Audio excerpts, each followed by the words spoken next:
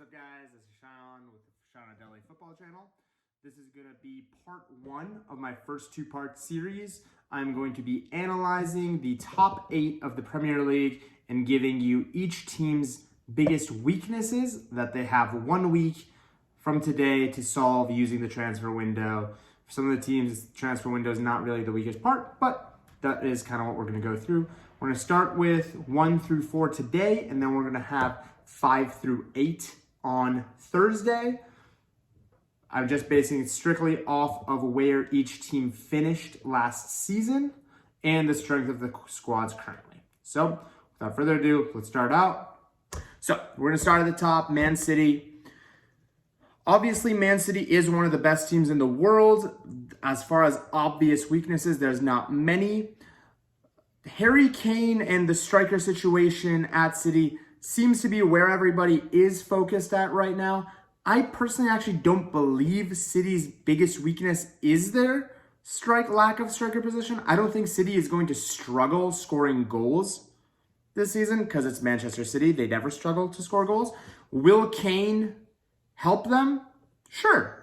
But how many more goals is Kane going to get you than, say, playing Gabriel Jesus, playing Ferran Torres, playing KDB as a false 9? I don't think it's going to move them that much farther. They're almost pretty much such a perfect team. I would say when it comes to a team like City, spending specifically $150 million on a Harry Kane would be a big mistake for them. I think where they need to strengthen instead would be their left back role. Benjamin Mendy is way too weak in that role. Just has never looked the same after those injuries that he picked up,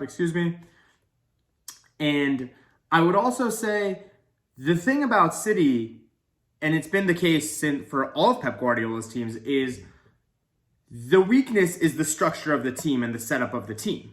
Their weakness is getting caught in transition, getting caught in possession. We've seen a couple of managers be able to exploit this very well. Specifically, Ole Gunnar Solskjaer and United have had a very good time against City, whether at Old Trafford or at the Etihad, and have come away with many results against them because they're a team fast in transition, are willing to hold a little bit of a deeper block, defend well, defend organized, and frustrate City on the counter. And that does work against them. So what would be the best way for City to solve that one problem? A Fernandinho replacement, in my opinion. Fernandinho just is not the same man he used to be. It must be noted first, Fernandinho is a Premier League legend, in my opinion. He has been one of the best midfielders in the league over the last 5 years, but he's just too old now. And that's just, on one side it's sad, but it's just a fact that happens to all soccer players. He doesn't have that step anymore. He doesn't have the speed. Even over the last few games, even against Spurs, you could see it. He just isn't able to track the players and stop the play as fast as he used to be able to. This is a common thing with players getting older. That would be the position that if I were City, and I would say they need to fix that position significantly more than buying another luxury signing, in my opinion. I don't think that moves them far enough ahead to challenge for the Champions League. It's not going to add more than it already does, in my opinion. So that will be for Manchester City. We're going to go down. I'm going to just tier this kind of based off the strength of the squads in each case. I would say Chelsea are the second strongest squad in the league. But I would say Chelsea, there's not any obvious weaknesses in that squad, honestly. You can say, oh, what if Lukaku gets injured? Timo Werner plays up top, and he's one of the best strikers in the league. No big deal at all. So I'm not that worried about those teams playing in those positions. I'm not that worried about Chelsea as far as injuries go, in all honesty. They're pretty deep and pretty stacked in almost every position. Their front line has so much depth. It's scary between Lukaku, Werner, Havertz, Hudson-Odoi, Pulisic, Ziyech. Who'd I forget? There's somebody I forgot, most likely. That team is ridiculous as far as offensive power. And then midfield, they didn't use N'Golo Kante against Arsenal. You have the best midfielder in the world. He's like, yeah, give him a break. He doesn't need to play this game. It's stupid how well stocked Chelsea is. Could there be a reason where they go a little bit sideways? I really don't see that many weaknesses in that squad. Their manager is an open-minded manager. He's not blinded to his philosophy or in love with his own philosophy or himself, as is like people like Pep Guardiola are. And I feel like he will adapt to the situations as he moves forward. And he looks like he has the best philosophy in the best team, and he's going to do great things. The biggest thing that I could say Chelsea are going to need to start looking to is potentially rejuvenating that back line a little bit, because they're all getting a little bit old. However, I've already heard that they're pretty much on the final moments before signing Jules Koundé over from Sevilla. That solves the problem a little bit. Jules Koundé is a little bit short, but in a 3-back, he's perfectly fine. He'll be a great addition to that team. Going forward, Chelsea, their ability now relies on finding gems at this point. They can take punts on younger players. They can try to go for gems out of clubs that we haven't heard of, or try to find those players like they always do, because Chelsea's management and Marina Sky is absolutely phenomenal at her job and does it better than anybody else in world football. We'll see how they do. I predict Chelsea are absolutely fine. There is no discernible or obvious weakness in that squad. And that's pretty much the only team in world football that I can kind of tell that about. So that is a very, very amazing job to Marina Sky for building such an amazing team. Moving down the list, Manchester United. As a United fan, I feel like this is the area, concerns me the most personally. But for United, there are more holes in our squad. There's a few gaps that are pretty obvious. Number one is, I'm going to go with the biggest flaw in the squad. I'm going to take a little bit of a segue here. Something that is not talked about in football enough. The way that budgets and money should be spent in every club is, what is our biggest hole? What are we missing the most? Let's go solve that. That needs to be priority, always.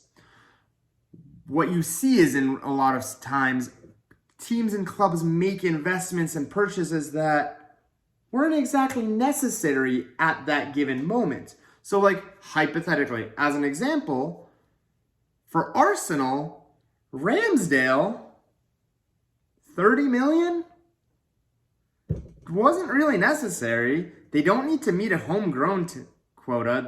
We'll talk about it when we get to Arsenal. Don't worry. Segue. But for Manchester United, the biggest hole in our squad is our defensive midfielder position. Someone who can play alongside either Pogba and Bruno, or play alongside one of Fred or McTominay. Fred and McTominay is just not a good enough pair moving forward to win the league with, in my opinion. And I think those two, one of them, they're fantastic squad options. They're not world class though. So a defensive midfielder would be the prime need for Manchester United. They did solve a lot of their problems. Another center back, Rafael Varane, the best one on the market, done. A right winger, Jadon Sancho, the best one on the market, done. Very, very high quality signings that have fixed a lot of the holes in the squad. The defensive midfielder is the next one. Moving forward after defensive midfielder, it's just a matter of adding more world-class talent to the squad and taking out a few of the more average players. That's just down the line.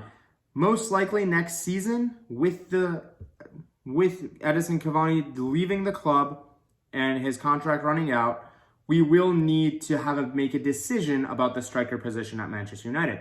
I personally have full faith in Mason Greenwood and his future at the club. I think he is one of the brightest players for the future of the game. I think he is going to do phenomenal things. And he's 19, and he's almost about to break George Best's goal record for a teenager.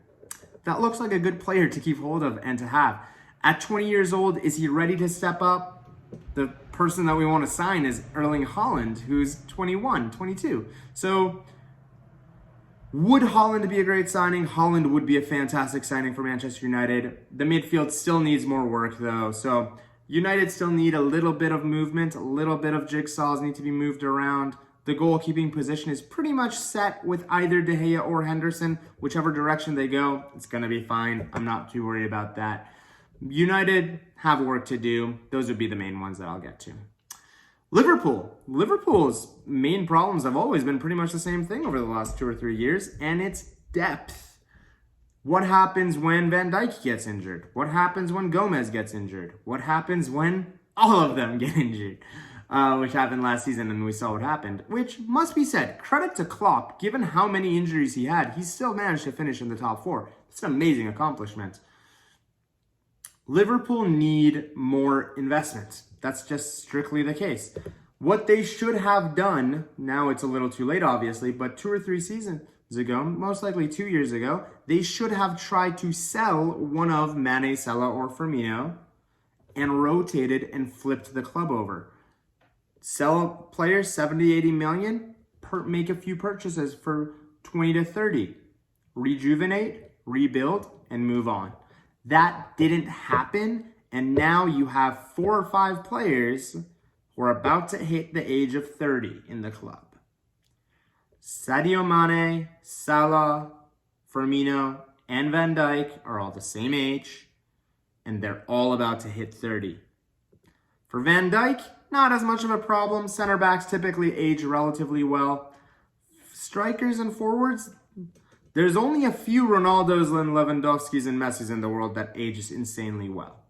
I don't know how well Salah and Mane are going to age, but the thing with age is injuries is the main problem. More injuries, longer term injuries, and that's where Liverpool really need to start working on. They lost Gini Wijnaldum. They seem to just be promoting youth players, which is totally fine. Harvey Elliott looks like a phenomenal player with a very bright future. But I'm a little disappointed in Liverpool as far as their future vision goes.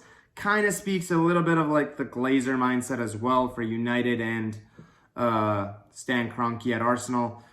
They're not willing to really put the money down to declare that they want to be the best.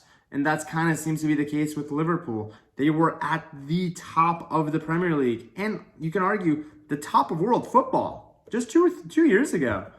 But with that team aging out, not a lot of bright young players coming through. They need to spend. Konate is a very good signing, but they need more. That's the case. They haven't replaced Wijnaldum. I would like to have seen more from them. A little bit more ambition from Liverpool is the main thing. Players like Daniel Malen that went to BVB. Players like Patson Daka that went to Leicester. Soumare that went to Leicester. Those would be the type of players that Liverpool should have been looking at. A player like Yves Bissouma at Brighton, Liverpool should be looking at. Everybody should be looking at Yves Bissouma. He's an amazing player. But those were the type of purchases that Liverpool should have been making, but they didn't. Emi Buendia that went to Villa, phenomenal signing. In all honesty, this goes back to last year, but Said Benrahma out of the Championship. The Championship is a very great place for you to look for players, and you find some absolute gems in there. Over the last few years, we've seen players like Jack Grealish, Jude Bellingham, Ollie Watkins. Sorry, I was about to say Willie Watkins. Ollie Watkins. All these amazing players came out of the Championship and have absolutely blown it away because the Championship is actually a great league and the step up isn't as hard for most of those players. That James Maddison, totally forgot about him. And there's a list of a lot more to go through. We've already seen Ivan Toney. Great 2 games so far. You can see what you can get out of the Championship. Liverpool should have been investing in there more. You could have picked up for 20, 30 mil, a lot of great players. We'll see. Let's see what they do. There's still a week left. They might surprise us. And that's going to be it for the part 1 of this series. So that was teams 1 through 4 in the Premier League and what their weaknesses were. On Thursday, like I said, I will be doing 5 through 8.